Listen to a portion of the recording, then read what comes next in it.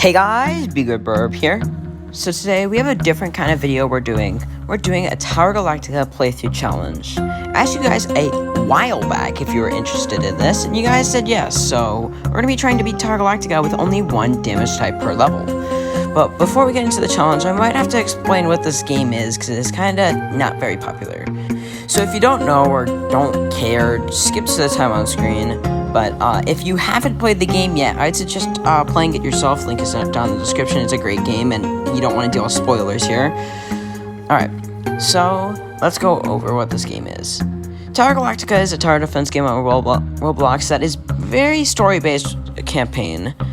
Later levels tend to incorporate elements where enemies attack the player directly, and this game also has damage type for its towers. This really only matters for enemies that resist one kind of damage type, and it makes you diversify what you're doing in round and how you structure the loadout, and not just brute force it. But we're gonna brute force anyways.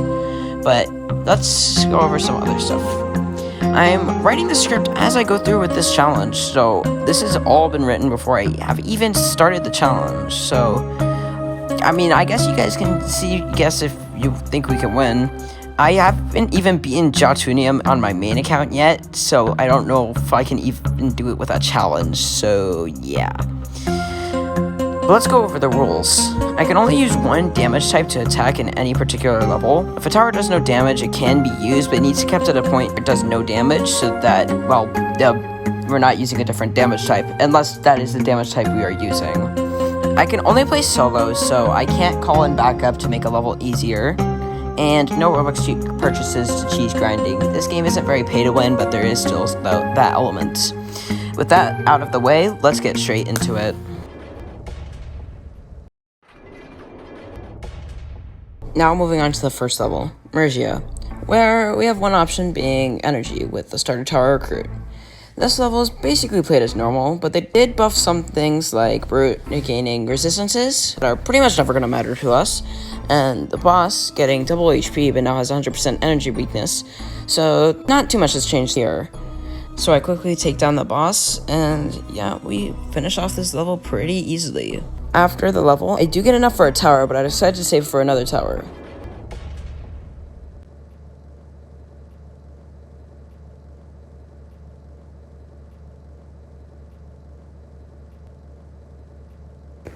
Okay, wait, hold on, let's try that again.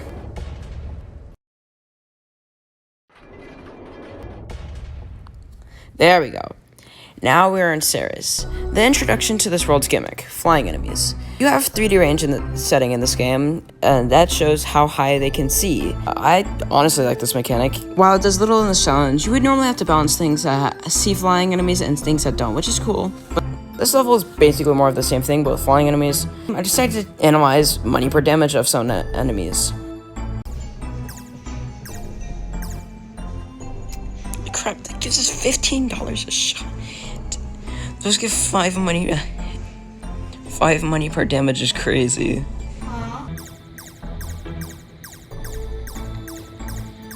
Brutes give 25. No, brutes give 5. So wait, so flyings give what? They were giving 3? Yeah, they were giving 3. Brutes give 5. Toward the last few waves, I started spamming some tier 1 recruits to act as stun bait. That did not work as the boss spam stunned my maxed out recruit, but we shredded him nonetheless. Using the funds from Ceres, I decided to buy Tranquilizer. This was a huge mistake, but I did not know it at the time, so I just decided to go on to the next level. Trank spam would definitely be able to deal with the enemies, and there was an enemy that resisted poison, but I'm not quite sure how much it had.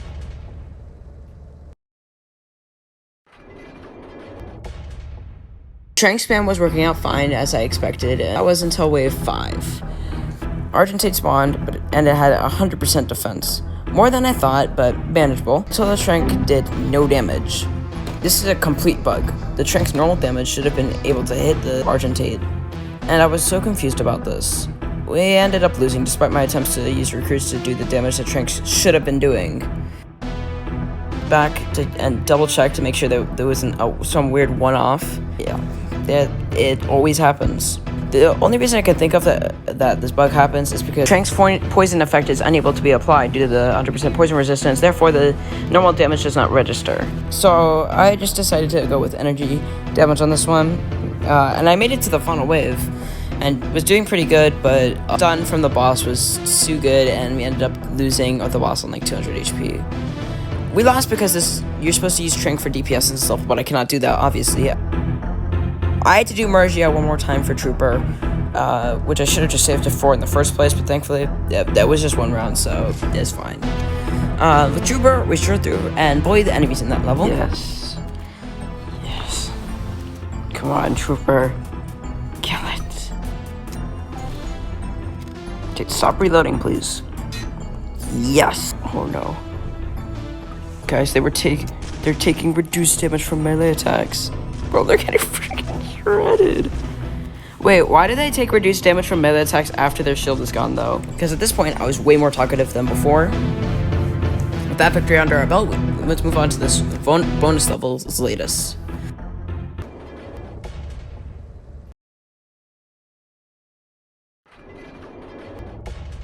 Zlatus is the only bonus level, unless you count Gasusia, but we'll get back to that later.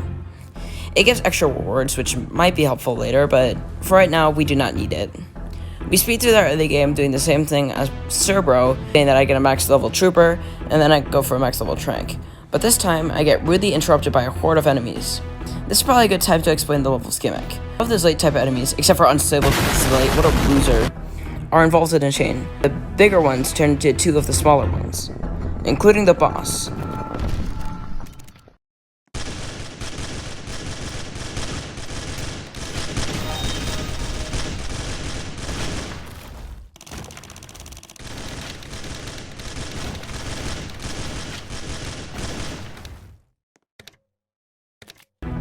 This becomes a problem when we have no splash damage, and the game is spamming Zlate boulders that turn into Zlate golems that turn into Zlate rocks.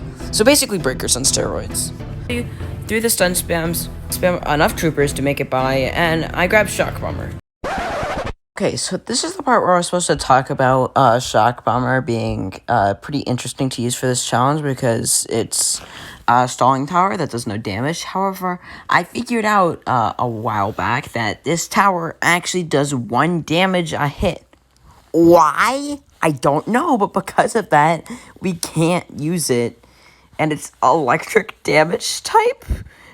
Somehow Shock Bomber has its own damage type. I didn't know this.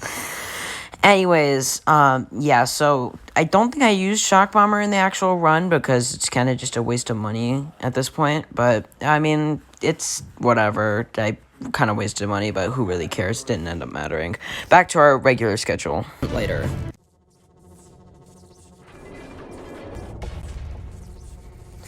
Now on to Valicia. Going in, Plavo warns us that we need a variety of defenses to win, yet we cannot do that.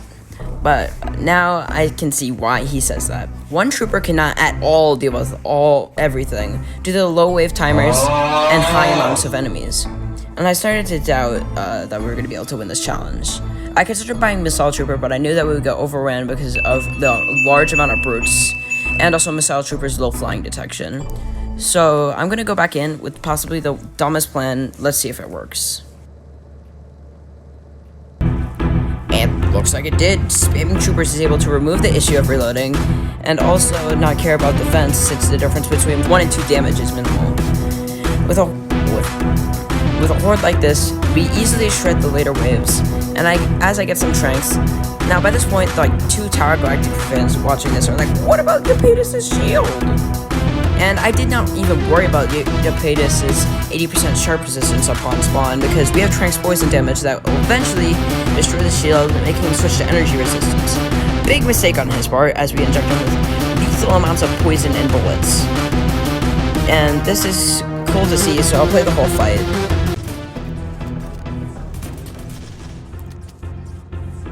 Da da da da ba.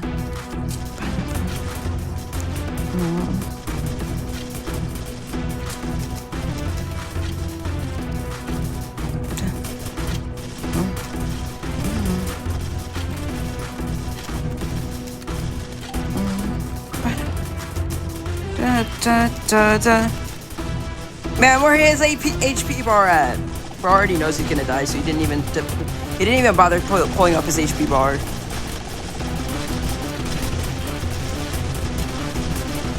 Where is his shield at though? Like I see the 80% sharp resistance. Where is his shield? He's supposed to have like a blue shield. Oh, there it is. Oh, he switches to energy resistance. Get him!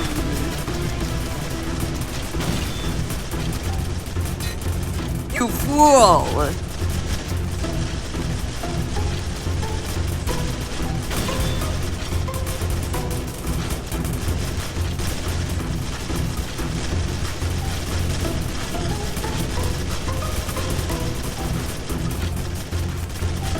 What is it now? He just has no shield. Now he's on half.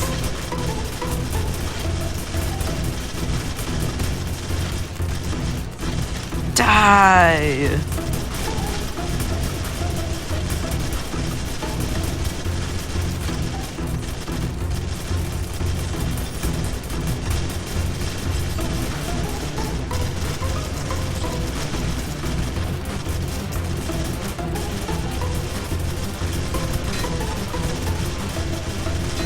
Oh, and he's dead. Before we killed Yapetus before the minions behind him, he's like, I'm dying from poison. Please. Spare me. Give me the antidote.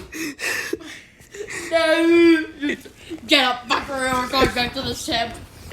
I surrender, please. His skin is like caving in from how much poison has been shoved into his body. That's just like, he looks like one of those skinny, like, he also has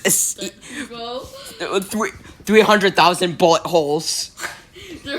So the terms are, I didn't even get to read it.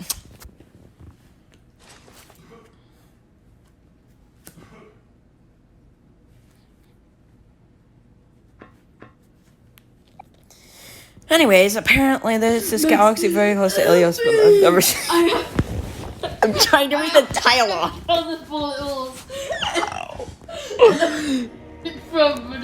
I'm dying from poison.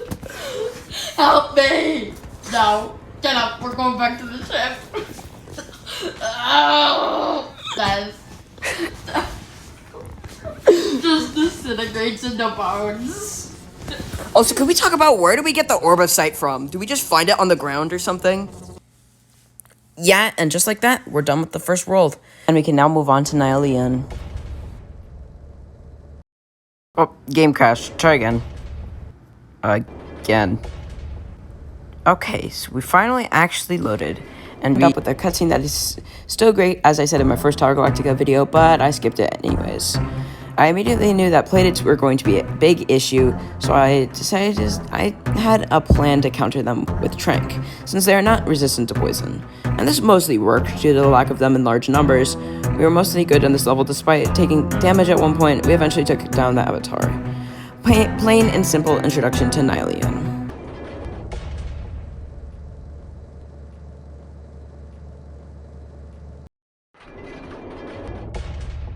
Now on to Sakaria, which was Eremos but on steroids.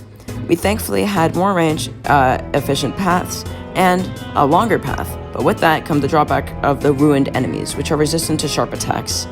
And if I tried to use Missile Trooper to take advantage of their weakness to Splash, I would most likely lose to Plateds, which are still a problem for us anyways, but very easily kill them with Trooper spam.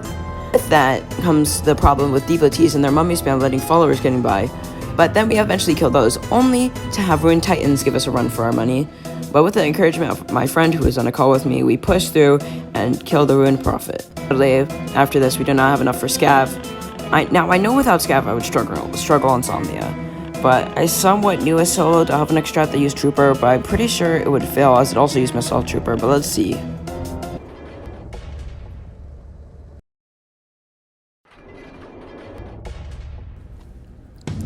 Now we have one of the most painful planets in the game. This is because the first appearance of enemies that can be very aggressive towards you. Basically, the enemies can kill you, and if you run out of lives, you lose.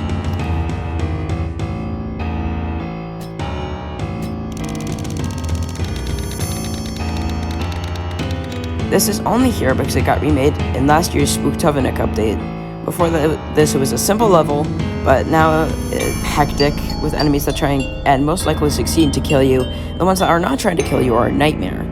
So on my first attempt, I decided to spam troopers and use Orbicite, which as long as I don't upgrade, it is not doing damage, therefore no damage type. Oh gosh darn it, I forgot not to upgrade it past tier 3. And after realizing my mistake, I was sold and replaced them. But as I did that, we lost to the ghouls because of Trooper being distracted by the banshees. Didn't lose before getting mauled by a weeping devil.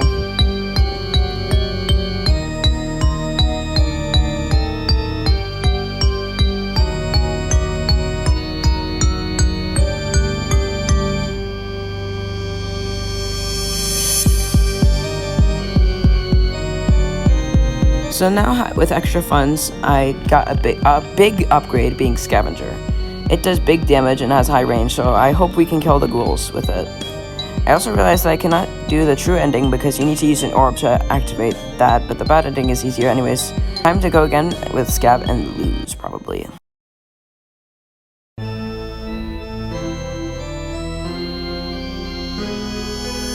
Okay, so, I don't even know what to say here. I wasn't expecting multiple attempts due to crowd control, but Scavenger's just entirely goated.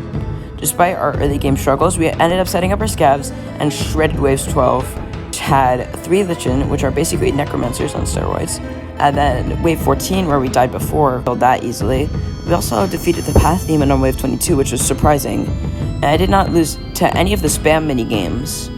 While there were some points where I struggled and I wish I had turned on my mic so you could hear how much pain I was having, I won without dying at all. I thought the Hangman would give me an issue, but I took those down, and while the Warlock spam of giant explosive maces, no I am not kidding, scared me, we pulled through phase 3 because it only has 8.5k HP. With that huge hurdle out of the way, let's breeze through Somnia.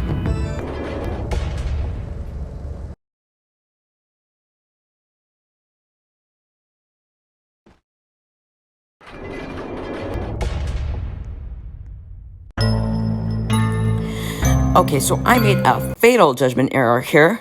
Somnia was not as easy as I was expecting. Yes, surprising, but let's get into why. I started with trying scav spam, which worked well until these guys showed up.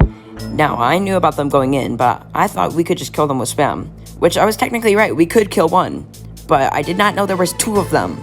Due to this, we shortly fell. I tried again with troopers, but we died all the same. Then I had an idea. What was deterring me from using energy was Nylene's reputation for having energy resistance because of how much they use magic. So instead, I decided to purchase this one silly little tower, missile launcher. My plan was to abuse the fact that curses were the only thing that had splash resistance, and that could probably be beaten by spamming them. You would think I am wrong and lose to those, but that's not why I lost. I lost because of this funny little mechanic that some enemies have that missile lacks a counter to. Yeah, I died to the wings. I am also disappointed in myself. Then I had a realization. The only enemy I could think of with energy resistance is Curse, but as stated before, that can be beaten with spam, so might as well try and find out.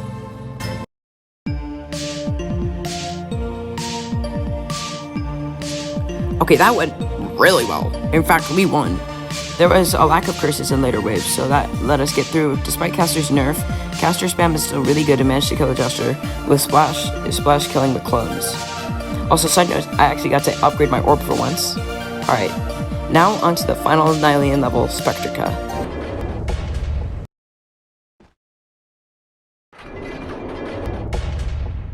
My only concern right now is early, as we can abuse Tranks in late, but I think Troopers should be able to do early. So, crowd control is a little bit more of a concern than I thought. Due to the lack of high-tier orbs to deal with Playdids and such, we cannot deal with those things, and the Tranks cannot get hits on the tanky things. I think I'll try again with the fences at the back, try putting some Tranks up at the front around wave 23. That went better in my head. You might notice that's last round's footage. That's because the footage corrupted and I don't have it, but there was not much to say anyways. But now I think I might try investing into Trank later in the game, because I think that's why I'm losing, is that I'm investing into it too early. So I'm just try straight up Trooper spam and see how that goes.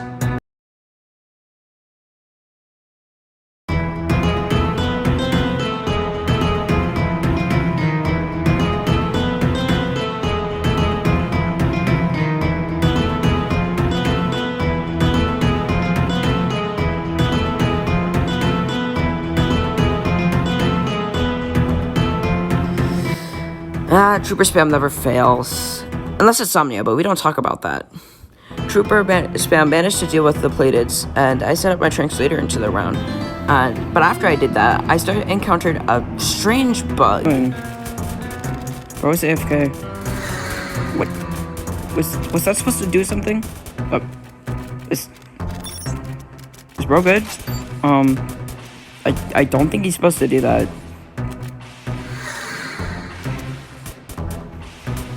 I don't think he's supposed to do that. I don't quite think that is something that is intended to happen. He's trying really hard to stun the orb.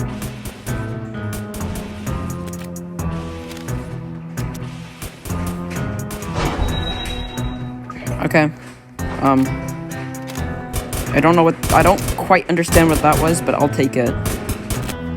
What's even more strange about this bug is that I had recently played Spectrica helping my friend beat it, and this did not occur, so that's a little bit strange. The later wave concerns me with how far the enemies were getting, but we pulled through the final wave and slowly but surely ended up killing Famnos, with the help of Yapetus' minions, of course. And I'll let you see it like I did the Yapetus fight. They shall repent. Oh, and they are up here. They're like, oh, what are these guys doing, bro?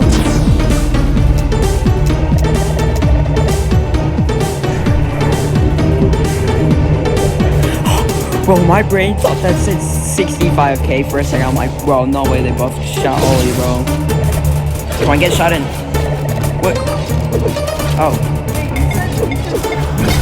Oh yeah, my brain just sits around.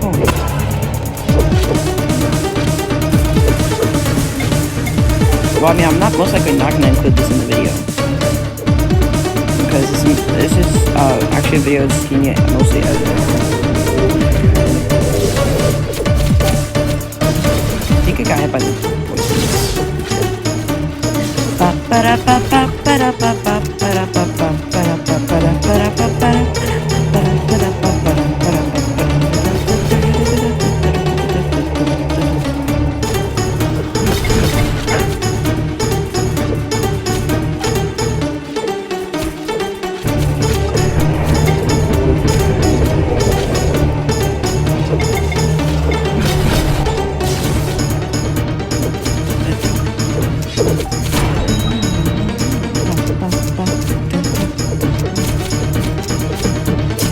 Sentinel, get him!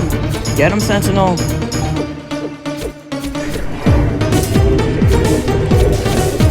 don't do that! Well, we wasted an entire Sentinel, that's great. I hate that. He went undetected as the Sentinel came through.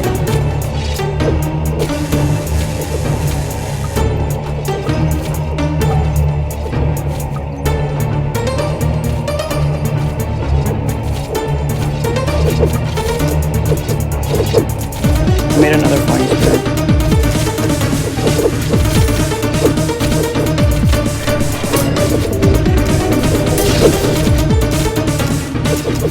He's dying. Get him. Jump him.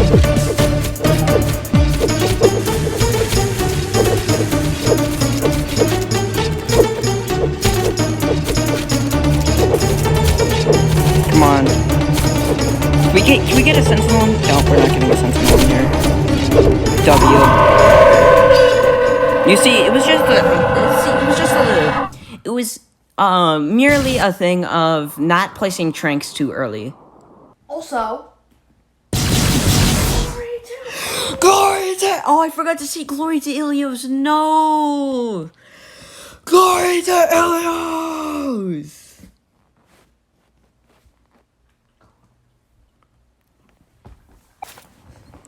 This was so strange. Thankfully, it's finally over. I have horrible news. How are you even up here? The news is concerning the bloody Galactica. Oh, what is it? Basically, several planets up in the north. Yada. We get it. Lore things that never got to get explained because this game got discontinued, and I'm sad. What? For real, bro. Bada. Skip.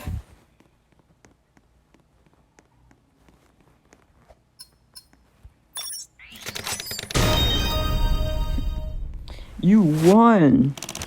I couldn't tell. I thought I lost. Now that that's done, we move on to the next galaxy, Isaria.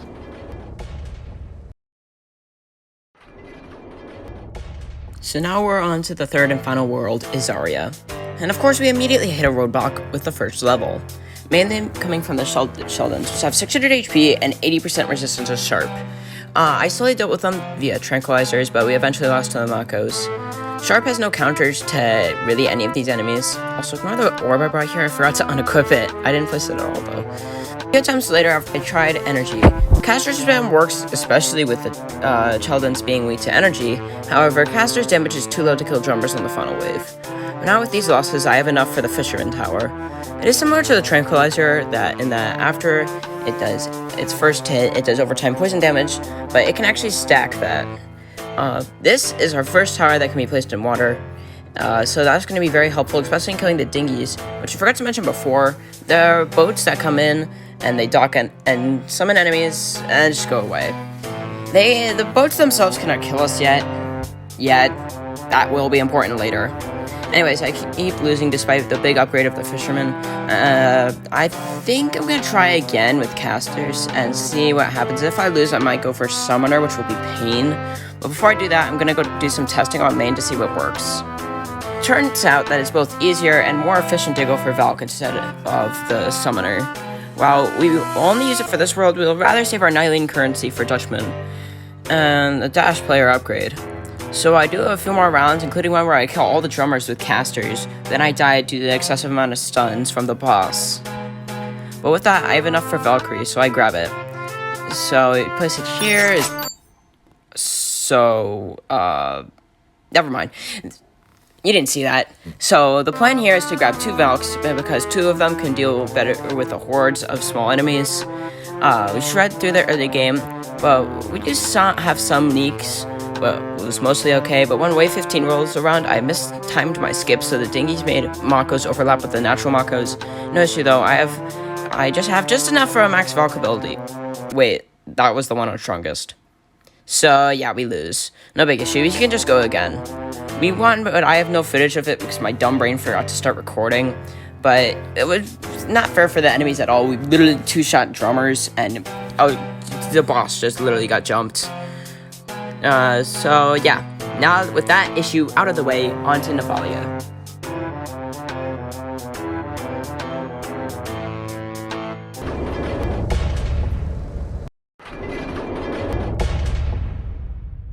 If you thought our pain was over after the first level, yeah, wrong, kinda. We'll get to that in a second. First, we gotta go over how this level works. Nephalia is our first level where water enemies can kill us. It's also the only level with no land entrance. However, the boats can dock, and then their land enemies will attack us. But a good thing is that we can kill them easily before they get to dock. And even if they do dock, the enemies they summon still give us money, so that's basically more money for us. This is a feature that will be important later.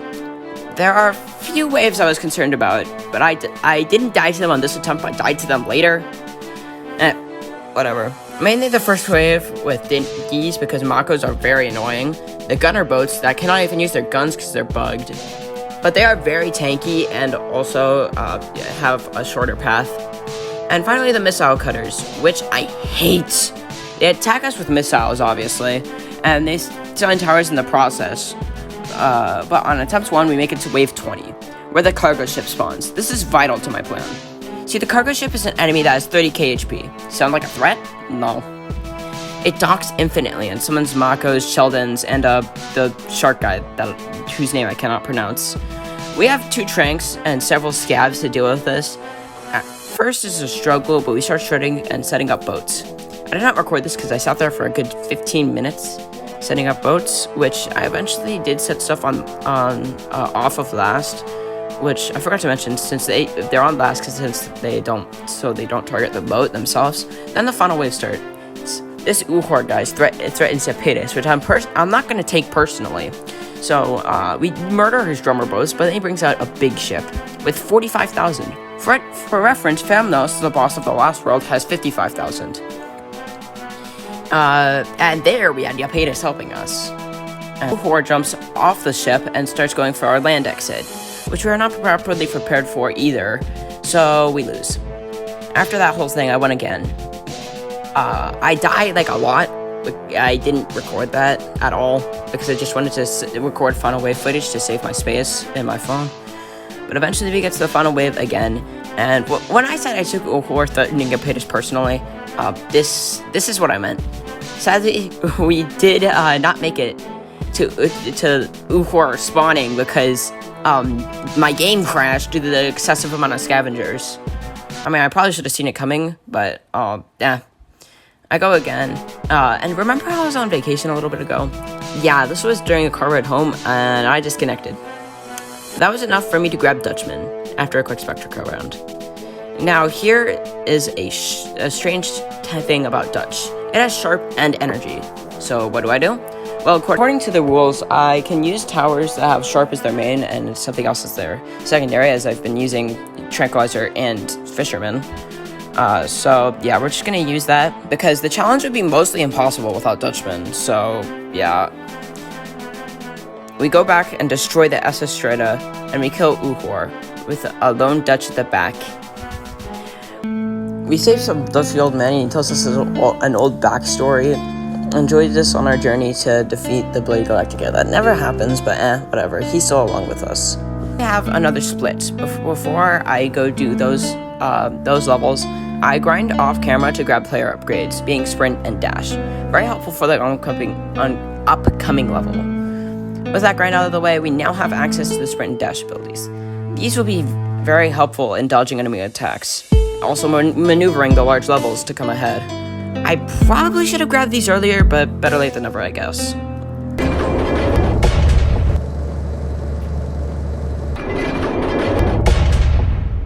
Now we're on to Fries to Cap, and this was rougher than I expected. There is no water enemies, but despite that, this level was absolute pain. I tried placing scavs for early game, but then the bowman came out. 150 HP, fast, and it stops to attack the player every now and then. We need to abuse the fact that it stops to attack us to kill it. The next wave, we have Hakyons. They are very fast with 75 HP, and are the bane of my existence. There are also Iskars, which are also the bane of my existence, with 600 HP and very slow, but also shoot us and slow us down if they hit us, which is very annoying. I then realized I forgot to bring Oversight, and there are hidden enemies in this level, so I have to save to get Dutchman, which can attack hidden enemies, so that's nice. But because of the large investment into Dutchman, we lost. Same with attempt number 2, because I'm freaking stupid and forgot to bring Orbicide again. Attempt 3 I got far. We got to the Jarls, which instead of going down to the path, they decide to hunt you down and won't stop until you're completely dead or they are. Because I could not stand still, being could not place at all, we quickly go down again and again. My confidence quickly dwindling, I head to Gas Lucia to see if I could get better luck.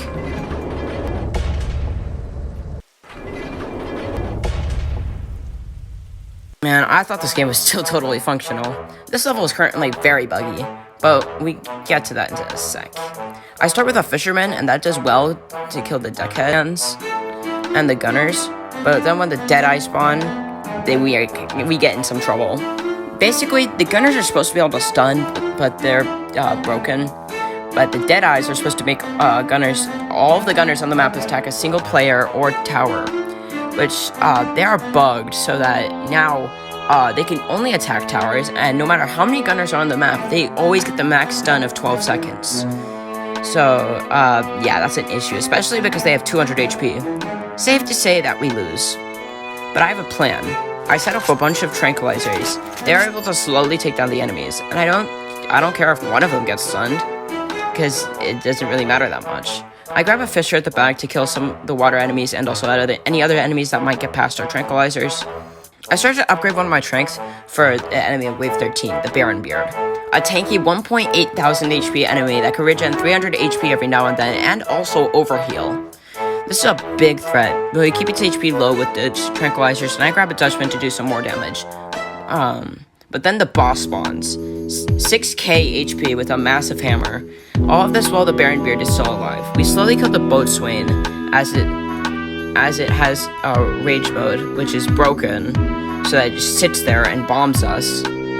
We kill it, but the Baron Beard is about to kill us. We have to barely take it out.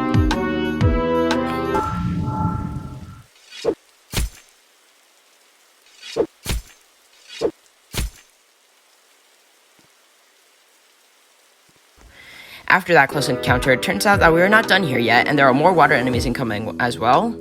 Trial Ravagers are a pain, as they are tanky and can shoot us with a cannon.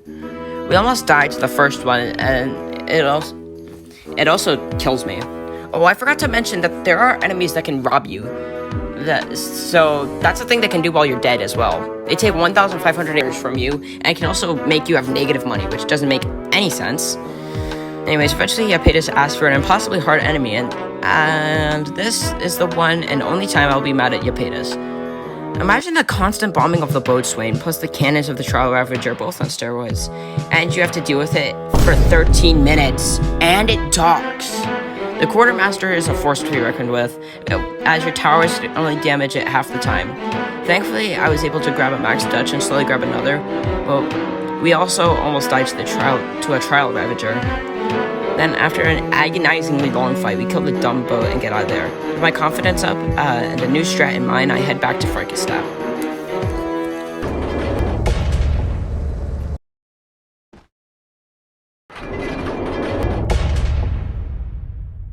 Okay, so basically copying my Gaslucia strat worked completely fine. So I started off the same way I did with Gaslucia, with a bunch of tranquilizers spaced out, able to breeze through the waves that we died on before. Then I realized I forgot tranquilizer. Then I realized I forgot Orbicite. Again. Anyways, we get to the Jarls. By then I have an upgraded tranquilizer.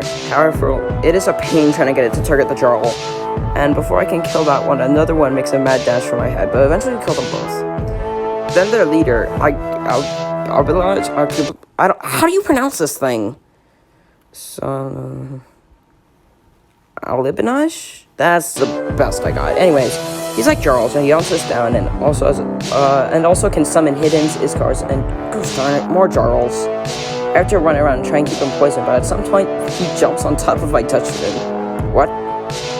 He was stuck there for a good while, but eventually I got him down and was able to defeat him. I take down the summons as well that outlived them because they're slow. And I agree with Yapetus here.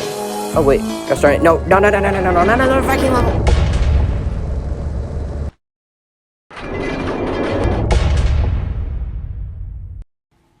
Okay, so here comes the reason this video did not come out a frickin' month ago. First idea for early game here is Tranquilizer disassembly line, just like before. And cutting to the chase, this did not go well. Next run. You guys remember what happened on Price to Cap? Yeah, Oversight is kinda a helpful tower here. Okay, third try. And this actually went well for real this time. I made it to Bernande, and at this point you've realized this is part of the footage I used in my beating Chatulinium video. I actually lost here. We did not have enough DPS to kill Bernande. And also I died a lot, so even if I did, I probably would have died to the later waves from deaths. A few tries later, I decided to switch to Scav early games to hopefully be a bit more consistent there. And that was not a good choice. It did not go well. Finally, I decided to try Fisher, and oh my gosh, I freaking underestimated this thing. Not only did it make early a cakewalk, but it also killed the mages fast, making me lose little to no lives until Bernande. And mixed with extra life saved, and money also saved, and also Fisherman being amazing for the Bernande fight, I managed to make it past that. But this is where things slow down to a halt. Wave 19 to 21 are a complete onslaught of just not only things that will kill you from your base, but also things that try to kill you just directly. Especially the Lura, which constantly hunts you down and attempts to prevent you from placing towers by making sure you're always moving. I lost that attempt to wave 21. That was mainly from the Thralls, which are summoned by these one enemies. I can't remember their name because the Thralls are actually the important thing. They are fast with 450 HP, so they just kind of kill you. I lost attempt after attempt after attempt to them from not being able to place down my towers to be able to deal with them correctly. And even if I could, I probably still would have lost without amazing RNG. Now, usually, these thralls aren't too much of an issue, because if you just place like 1 or 2 Valks at the back, you'll be able to easily kill them. But we can't really do that, so yeah. I decided that I've procrastinated this video long enough. I actually wanted to upload this, so I decided to give it one last try, one last hope of salvaging this run. I decided to go onto my main account to use the player upgrades I had there. I could have grinded, but I really don't want to do that, because, I mean, what's really the point? It's just going to be boring for me and make this video take longer to come out. Then I also decided to spam my scavengers instead of upgrading them. I was hopeful, as I didn't die at all until wave 19, and we seemed to be killing things a lot faster than usual. However,